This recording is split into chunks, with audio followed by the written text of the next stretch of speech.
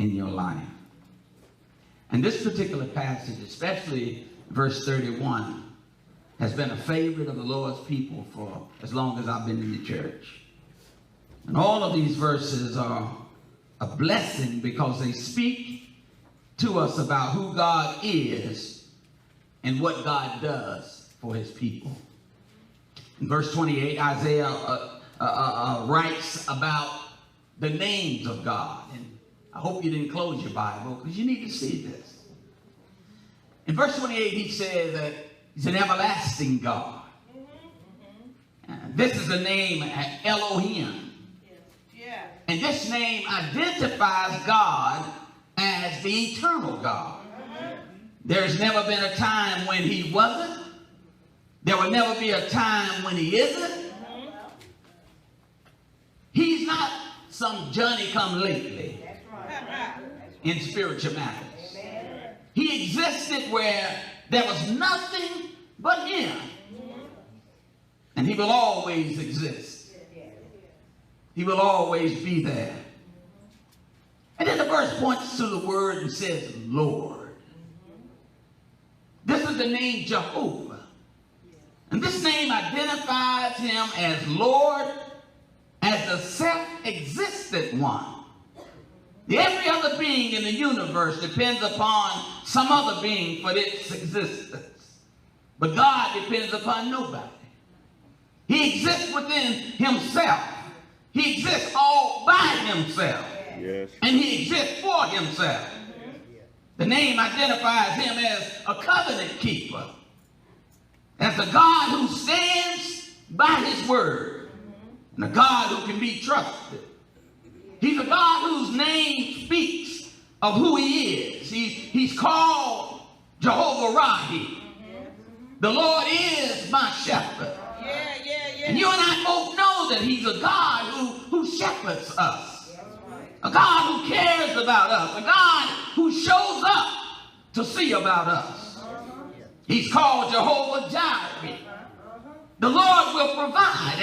And you know that you have been times in your life where you didn't know where your next blessing was coming from. You didn't know if the money was stretched beyond the bills. But somehow you know that it was nobody but Jehovah Jireh. He is called Jehovah Shalom. The Lord is my peace. And if you ever needed peace and you got peace from God, then you know that the peace that God gives surpasses all levels of understanding. Now when life is falling apart and your demeanor is still intact, that's peace. Yes. When a disobedient child presses your buttons and you can still look at them and give them positive direction, that's peace. When what life offers you and you handle it with a sense of calm that many people don't understand, then you will have a connection with Jehovah Shalom. He is called Jehovah Rapha. The Lord is my healer. And if you've ever been sick and got well, if you ever witnessed a doctor walk into the room and turn around and walk out the door, then you know God is a healer. When medicine stopped working and your situation got worse, and you turned it over to the Lord and he began to immediately minister unto you and you began to get well, it's because you know God. That's Jehovah Rapha. He is called Jehovah Teniskanu, the Lord of righteousness. And we've been walking with the Lord long enough now, New Bethel, to understand truly that nothing in and of us qualifies us to be righteous. But that it was nobody but the Lord who has the power to impute righteousness upon fallen humanity. You may walk around and act like God can't do something without you. But I got news for you.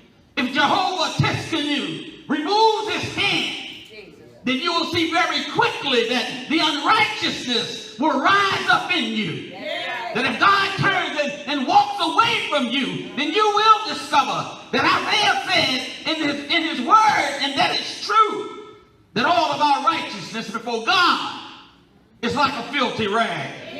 He's called Jehovah Shammah. The Lord is there. Jehovah Nissi. The Lord is our banner. Jehovah El-Elyon, the Lord Most High. And all of these names associated with God has meaning. You don't just throw God's name around like you might throw my name around. But when you speak of God, you got to speak of meaning. God is the creator, the one who made everything out of nothing. When's the last time you stepped out on nothing and created something?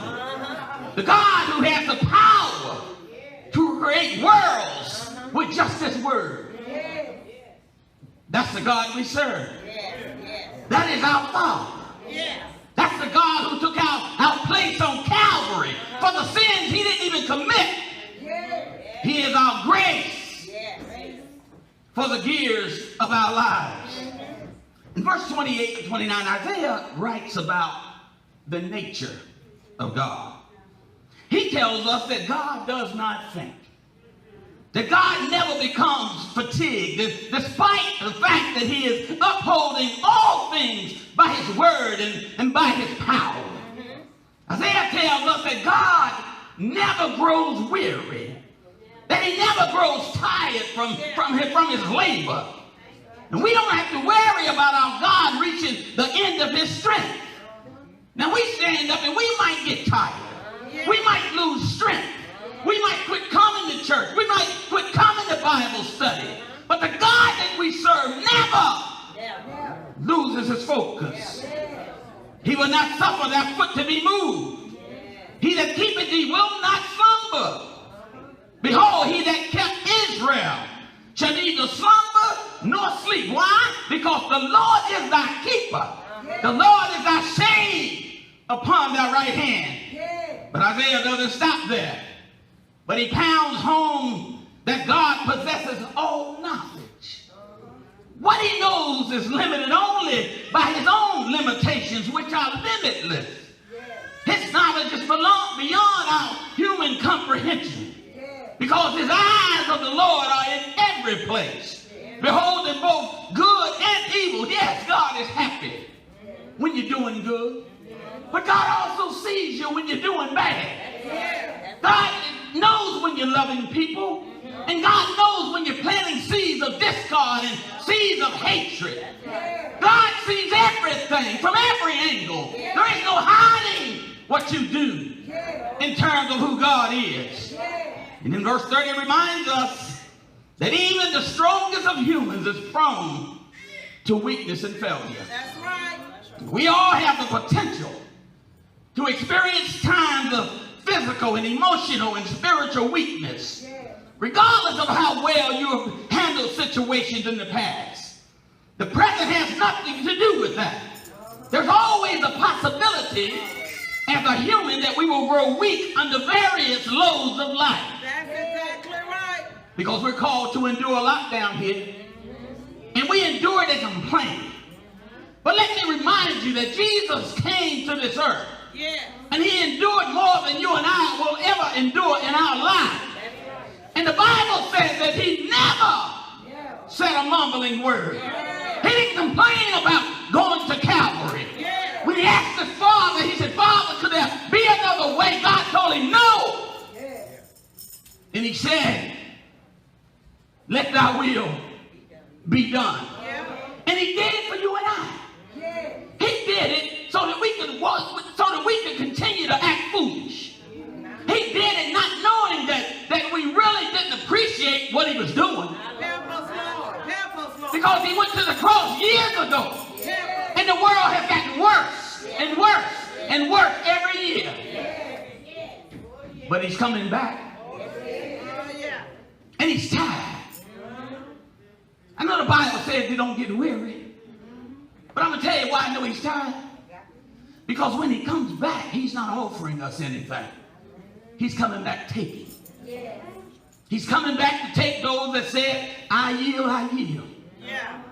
He's not offering salvation. He did that the first time. But next time he shows up with judgment in his hands. We got to realize and understand that the God we serve is serious about us as his children. And his expectation of us is that we be serious about him as our God. There's grace for all years. The first thing that I want you to see in this text is that there is grace to help you soar. We're going to deal with the last part of verse 31. There's grace to help you soar. There are times when it seems like you have a little bit of energy left and your spiritual cells are weakening. There are times when you feel defeated and deflated and unable to rise above the situation and circumstance. And I just want you to know that regardless of how low you may feel today, how low spiritually you may even be, that there is help in the Lord for you. Because he promises to help you. He says you are to mount up with wings as an eagle. And the word mount up means to ascend. When an eagle flaps its wings, New Bethel, it heads into the distant sky. And it's a wonderful thing to behold. The great bird held to the ground by the same gravity that holds us to earth. But he stretches out those massive wings. And with one great flap, he's airborne. He rises quickly, breaking the grip of gravity, rising higher and higher until it's able to soar above this world. Soar above the dangers of the world. Soar above the strife and problems of this world. The writer here in the text says that we are to mount up with wings as an eagle. That means that what you're facing today, that you ought to be able to rise above it. That you ought to be able to soar above it. That when you get to the height that God wants you to be at, you ought to be able to look down on your situation. Put some perspective into your life. Those who learn to hope in the Lord, they find the same kind of liberty in him. He has a way of helping us to break free from the things that have continued to keep us bound. He has a way of helping us to get above our problems, above other people, above our sins, above the valley of emotions that we live in. He has a way of allowing us to soar above the difficulties of life. Thank you, God. Have you ever experienced a time in your life? Has there been a time when it seems like there was no hope? There was no way out? Jesus. And the Lord gave you the strength to rise above it all. Jesus. Thank you, God. When an eagle in the sky encounters a storm, the eagle turns its eyes towards heaven and it rises above the storm. Awesome. When the storm lashes down upon the earth beneath its wind and rain, the mighty eagle flies above the clouds with its face towards the sun. Jesus. The Bible is teaching us here that we ought to be, as children of the Most High God, able to see a storm as it approaches. And then we don't have wings to fly, but we have some directional senses that God gave us. And the Holy Spirit says, go left, you go left. The reason we keep encountering problems and situations is because when the Spirit speaks left, you go right. When the Spirit says turn around, you keep going forward. When the Spirit says go backwards, you keep pressing on. But you got to learn how to lean and depend on Jesus. And if you say you love him, then you ought to listen to him. Because the Bible reminds me that those who know him, according to his own words, know his voice. Yeah. And if you hear his voice, you don't need a second opinion. You need to be about the master's business. God tells you to do something, you don't need to ask me about it. You need to be about doing it. Because here's the way God works. If you feel like there's going to be some backlash to what God is asking you to do, consider this. God is preparing those who you fear. God tells you to walk, and you can see the enemy in front of you, then God has already prepared a way Jesus. that enemy won't be a bother to you. Yeah, that's good. God said, just keep walking. Yeah. Just keep leaning and depending on me. Yeah. And when you get there, Yes, sir. you will find out, look around, and you won't even see your enemy. You didn't have to fight them. Oh, thank you, God. You didn't have to cuss them out. Yeah. You just did what the Lord said do. Yeah. And whatever it is God does, he has a way of moving your stumbling blocks out of your way. Come on, Jesus. And New Bethel, the same is possible for us as well. The Lord here promises to give you the strength you need Yeah. to be able to surmount your storms and fly high above and through his grace. Oh, yeah. He did this for the disciples. When Jesus died on the cross, the Bible teaches us that the disciples were at a point in their life where they were divided, discouraged, Yeah. and they felt defeated. They were ready to throw in the towel. Jesus. They were ready to quit on God. Yeah. They believed that their efforts to serve God now had been wasted. Fast forward to the resurrection, and they become fearless in their proclamation of the gospel. So much so that over 3,000 souls were saved on one day. 5,000 saved a short time later, and millions saved by the end of the first century. Why? It all happened because God gave grace to his people that they were able to soar into power. Somebody has doubts. Consider Paul. He was an enemy of the church and the gospel also. But after he was saved by grace, he was empowered to soar high for the glory of God. God took Paul and transformed him into a dynamic missionary for Christ. So much so that the man who once wanted to kill Christians came to the point in his life where he shared with them, and he said, "Brethren, I count not myself to have apprehended. Yeah. But that's one thing I do. Forget those things which are behind me. And I'm reaching forward to the things which are before me. I'm pressing now towards the mark of the prize of the heart, calling in God That's good. in Christ Jesus." When Paul penned these words, he wasn't outside penning these words. Paul was locked up in a Roman prison. Yeah. And that merely was his physical location. But God used Paul even behind bars to make an impact on this world. Paul was able to mount up with wings as an eagle and touch a generation of people for God. Oh, yeah. Paul discovered that there's help for you when you got the soul. And not only is there grace to help you soar, but New Bethel, there's grace to help you sprint. The word used in the last part of verse 31 is the word run, which means to dart or to move swiftly. The word reminds us that the Christian life is classified as a race.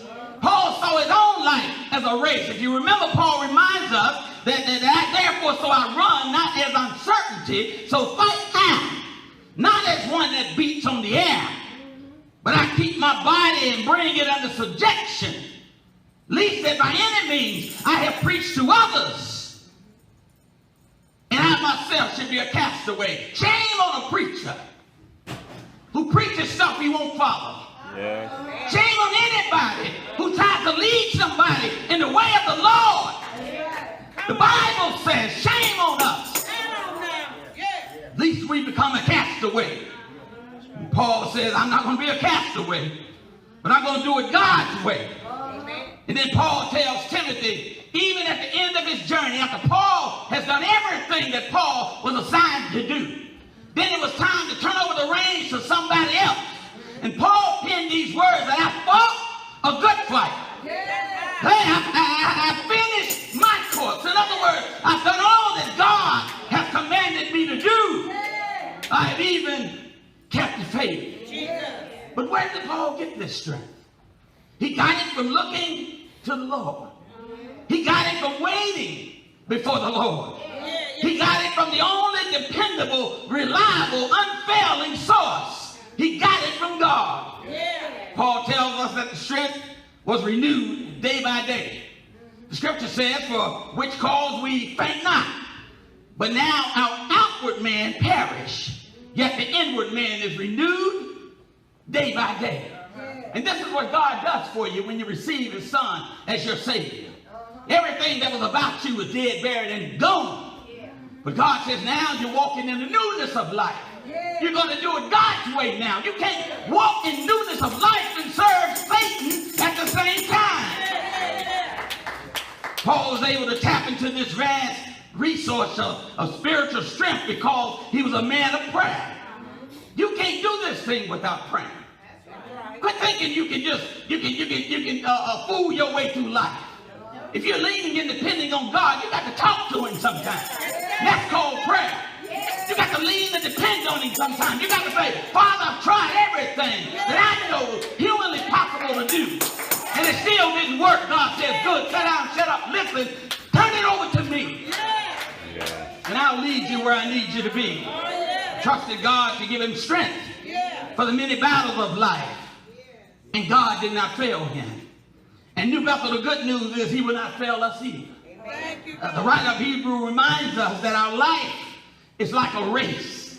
See, wherefore seeing we also are compassed about with such a great cloud of witnesses. The Bible is telling us that somebody did it before.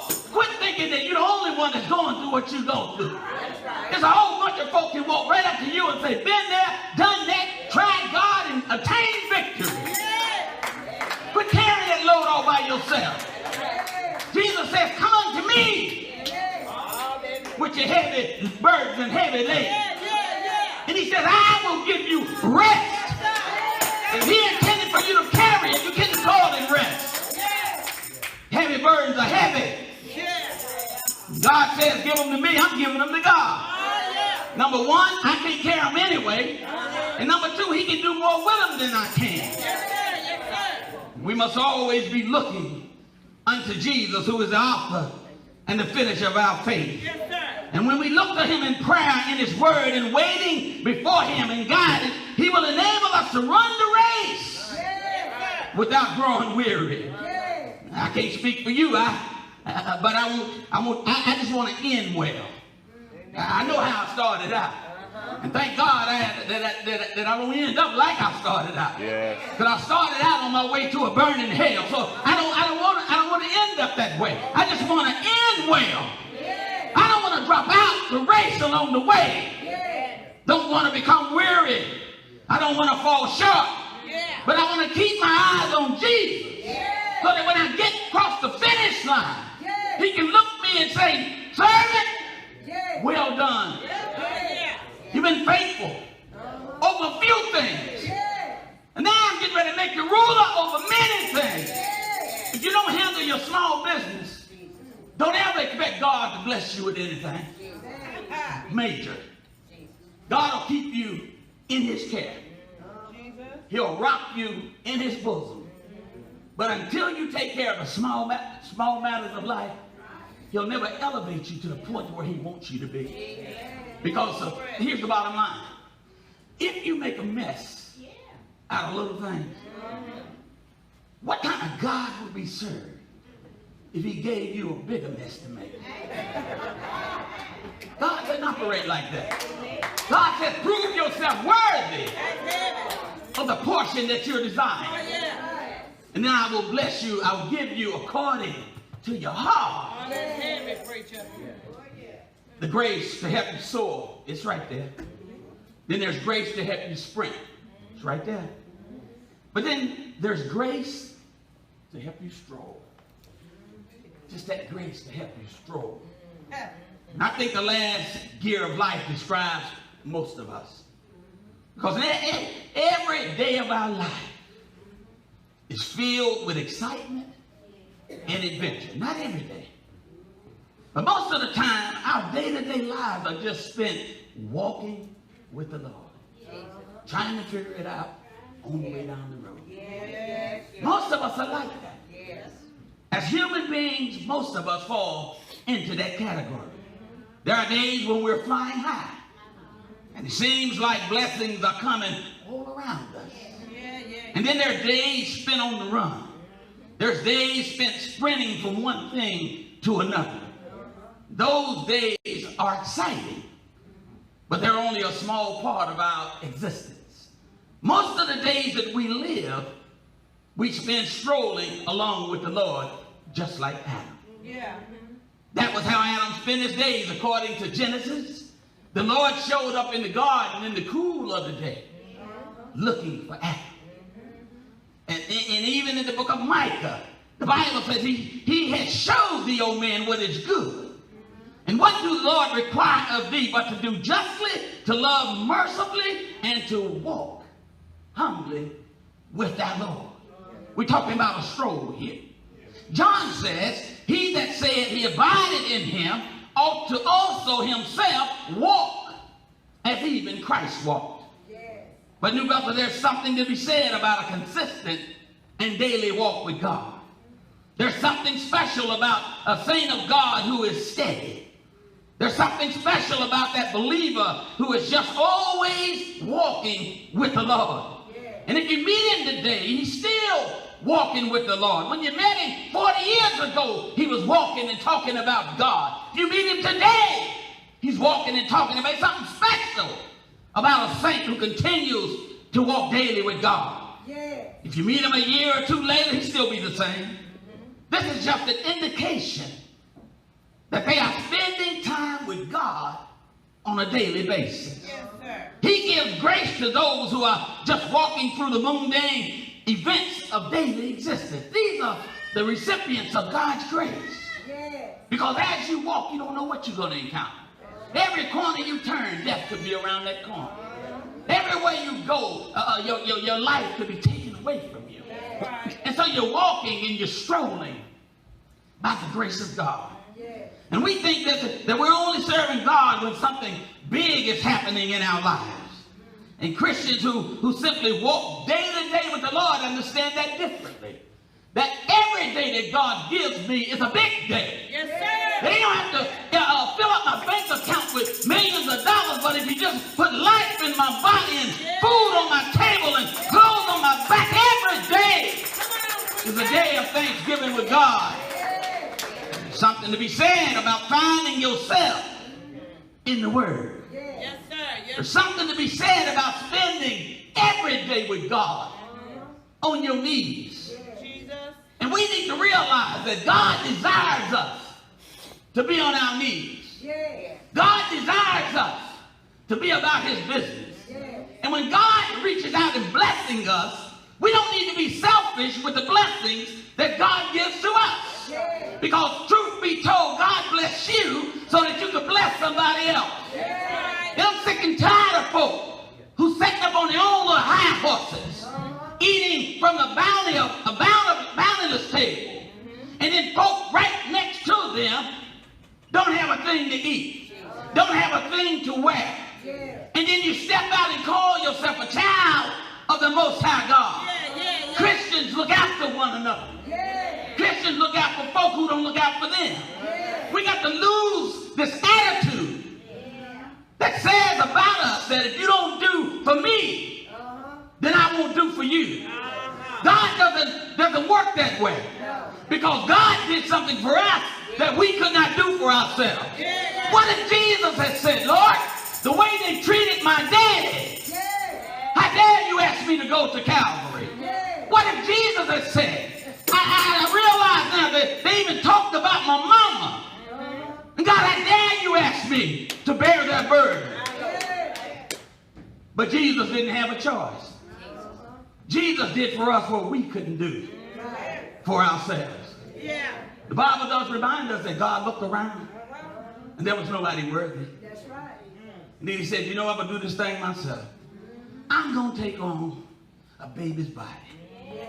I'm going to go down there and see if I can save my people from themselves. Notice that God wasn't even saving us from Satan. God said, I'm going to save them from themselves. Because Satan only has the power over you that you give him. Yes. If you give Satan power over you, you wear the title as demonic. But don't you know that God knew the power or the powerless Satan before you did? Everything that Satan claims to control belongs to God. And he's only got limited power. And I stopped by to tell you that he's only got limited time. Because his time is running out. And God is trying to empower a generation of folk who believe that he's able to do some things.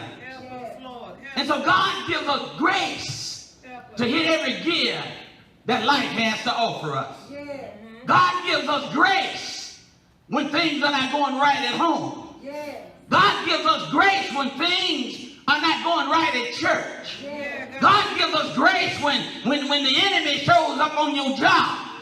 So I'm saying to you this morning to keep on praying even when you don't think God is hearing you. Keep going to church even when it seems like nothing is happening.